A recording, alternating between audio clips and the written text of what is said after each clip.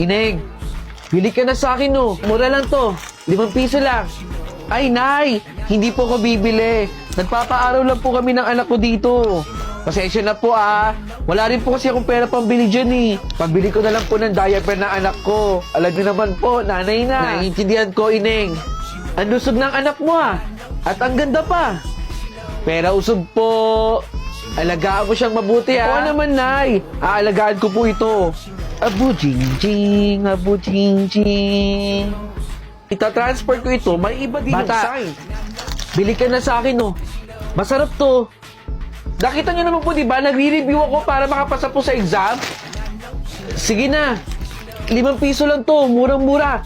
Para mabusog ka dyan. Nay, wag na po kayong makulit. Hindi po ako bibili.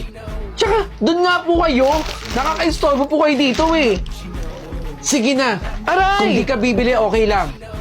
Ang lakas ang tapik mo, Nay, ah. Eh, dito kayo. Nakaka-istorbo na kayo, eh. Nag-aaral yung tao dito, eh.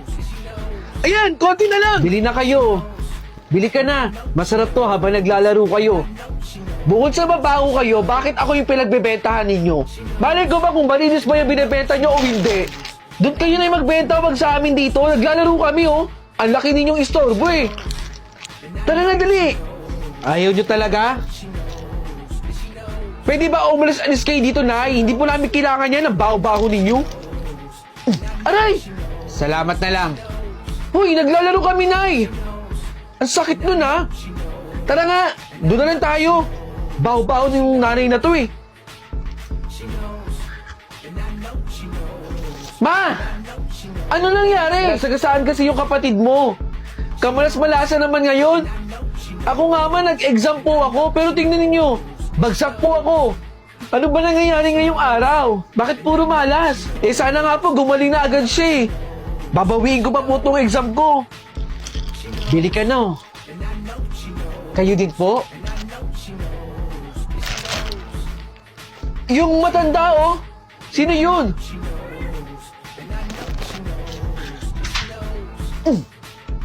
Bumagsak ka sana sa exam mo. Nasagasaan ka sana.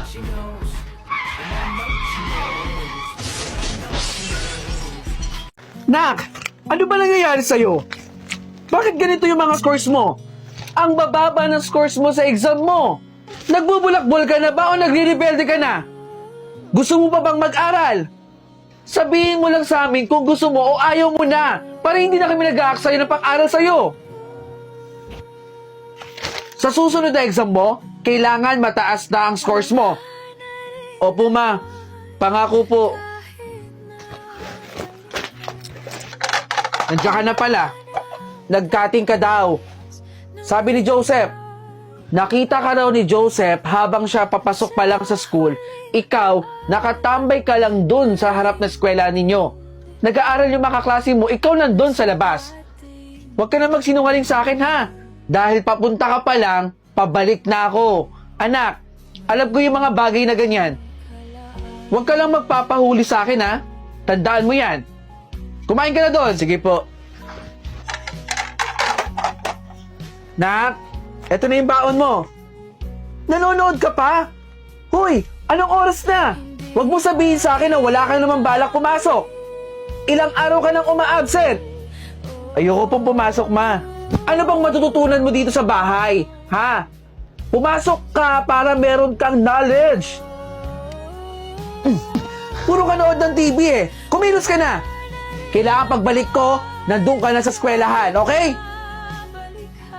Halika na rito. Ayoko po talaga pumasok. Huwag mo kong iniiyakan. Papasok ka na dito sa classroom ninyo. Halika na rito.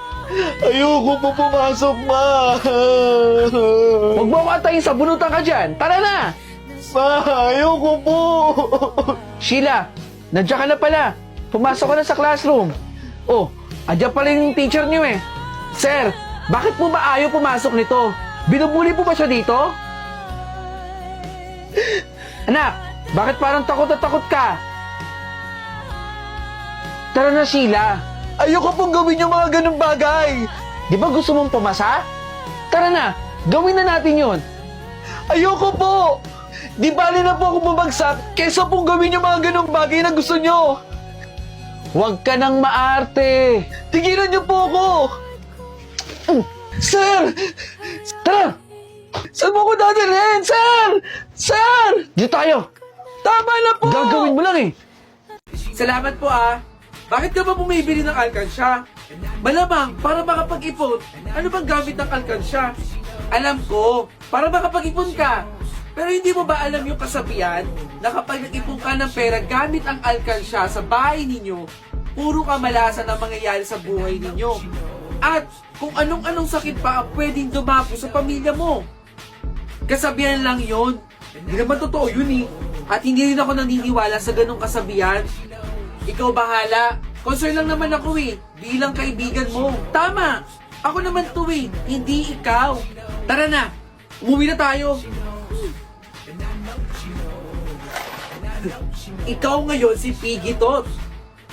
At mabubusog ka ngayon. Kasi 20 pesos. Malaking pera to, Piggy Tot. Ayan. Busog ka na. Kuya! Kuya! Tulungan mo ko! Nakagat ako ng aso eh! Yung aso ni Aling Bebang doon, nakagat ako dito! Yan na nga ba sinasabi ko eh! Pag-alagala ka kasi dyan eh! Kuya, ayoko magkarabis, kuya! Pumunta na tayo ng ospital para matulungan ka na! Salamat, kuya! Oo! Para sa'yo to, Piggy Tot. At busog na naman siya! Kuya, may kasalanan kasi ako sa iyo eh. Si nanay kanina, inutusan ako mamalengke. O, tapos, ginamit ko yung bike. Nabunggo ko yung naglalakad. Ngayon kasi, nangihingi ng panggamot. Hindi pa nga to alam ni nanay eh. Yan ang nga pa sinasabi ko sa iyo eh. Napaka-careless mo. Pasensya na kuya, hindi ko na po uulitin. Ayusin ko na po yung paggamit ng bike. Anthony! Meron ditong tao sa pintuan, hinahanap ka! Ano naman ba ginawa mo? Lagot, ayan na si nanay. Nay, saglit lang po. Na? Uy, anak! Nay, nanginginig po ako, Nay eh. Ang taas ng lagnat mo. Gusto mo ba isugod na kita sa ospital? Ha? Ayoko pong isipin yung gastos ninyo eh. Gusto mo ba gamitin na natin tong ipon mo sa alkansya? Para gumaling ka. Tara na. Huwag mo isipin ang gastos. May ipon ka, oh. Kindly bring out your assignment, class. Popoy, 15 minutes ka nang late sa klase ko. Sa tingin mo ba, meron ka pang matututunan sa subject ko? Wala na, Popoy. Kasi po, tama na. Ayoko nang marinig yung mga paulit-ulit mong dahilan. Wala namang katotohanan lahat ng sinasabi mo eh. Ito ang tatandaan mo ha. Wag na wag kang aasa na papasa ka sa subject ko. Sit down. Okay, class, number 1. Lagi nyo tatandaan na napaka-importante ng lesson. Popoy! Ano? Matutulog ka na lang sa klase ko? Kung hindi ka malilate, matutulog ka dito. Gawain ba ng mabuting estudyante yan? Popoy, isang-isa na lang. Papatawag ko na magulang mo. Isa pa, ayoko nang makikita kang natutulog sa klase ko. Oh, wag kayong matutulog ha. Popoy, mali itong ginawa mo. Isasoli ko na sa'yo. Yan ang napapala ng palaging late at tulog sa klase ko. Wala ka nang natututunan. Base sa kasunduan natin, kailangan kong makausap yung magulang mo. Bukas, papuntahin mo sila dito sa eskwelahan natin. Okay? Nagkakaintindihan ba tayo, Popoy? Opo, ma'am. Naiintindihan ko po. Popoy. Wala si Popoy? Absent. Nandiyan na ba si Popoy, class? Wala pa rin. Ano kaya nangyari kay Popoy?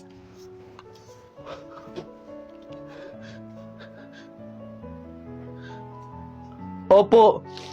Ako po yung teacher ni Popoy.